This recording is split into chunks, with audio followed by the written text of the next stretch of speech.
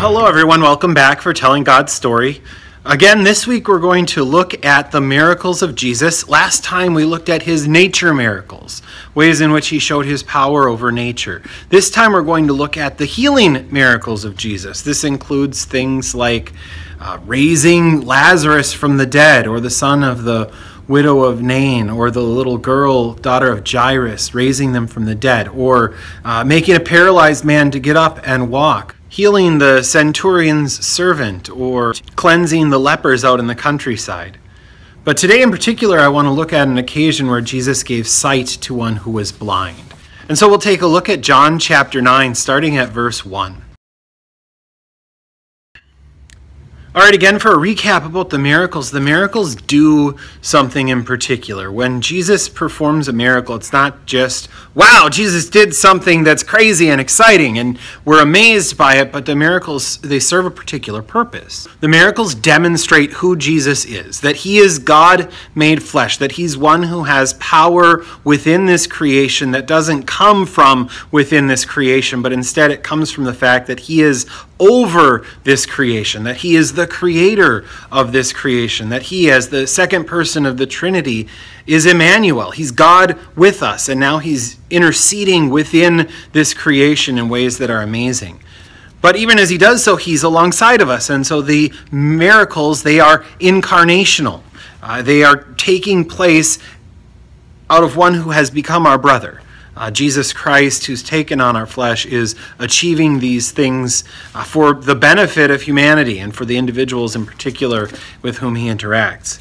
The miracles involve Jesus undoing the effects of sin. In particular, when we talk about the healing miracles, we're talking about Jesus overcoming some of the ways that sin has affected humanity. I don't mean like I'm a mean person, now I'm going to punch you in the face, but because of sin, we deal with things like disease and decay and even death. And so in his healing miracles, Jesus overcomes and undoes those effects. He overcomes and undoes decay, disease, and death. In particular, in John chapter 9, he undoes blindness that's afflicted this man since he was born. All of this, again, serves not as an end itself. In other words, Jesus didn't become God made flesh. He didn't enter into creation in order to go around healing this person and healing that person, instilling this storm and whatnot. But instead, his purpose was salvific. His purpose was to save all of humanity. It was our redemption. And so the miracles, they serve to call people to listen to the words that come out of Jesus' mouth, listen to what he has come to say, and to see the things that Jesus has come to do. Ultimately, to see his death on the cross on our account for our salvation, and to see his resurrection on Easter morning as our ultimate victory over death and hell. In this particular case, there's this man. He's been blind since he was born. His disciples even ask him, who's at fault for this? Who sinned, this man or his parents, that he was born blind? But he wasn't born blind because someone needed to be punished. Again, sin causes things like disease and decay and death to enter into creation, but not so much specific sins. Instead, it's because creation is broken. And so Jesus says here, it's not that he sinned or his parents, but that the works of God might be displayed in him. And oh boy, would the works of God be displayed in him momentarily. In this particular case, Jesus makes some mud with his spit and he puts it on the guy's eyes and he tells him to go and wash it off in the pool at Siloam. So here Jesus actually uses some sort of physical means to achieve his miracles. Sometimes Jesus just speaks. When it came to healing the centurion's servant, Jesus just said, let him be healed. And the centurion showed a confidence and a faith that Jesus only needed to say the word and it would be done.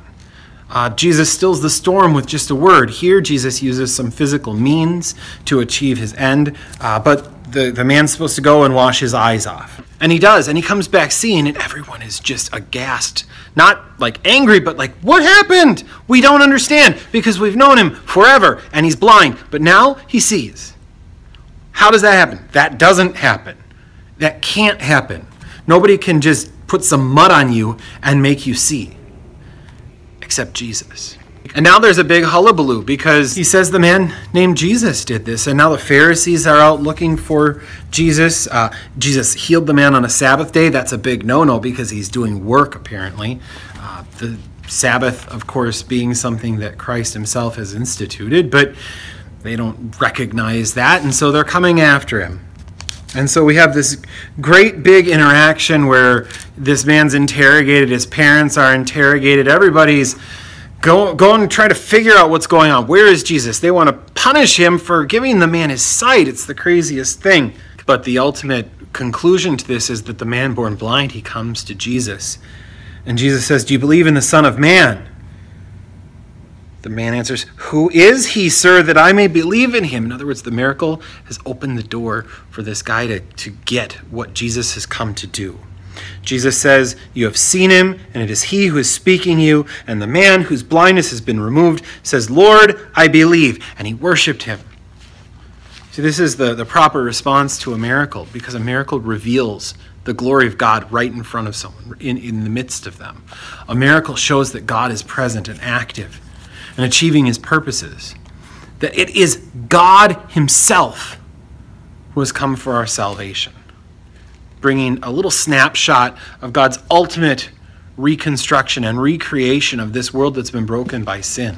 A little picture of it into our lives back then and even today. Well, that's about it for this time. Join us again next time as we continue telling God's story.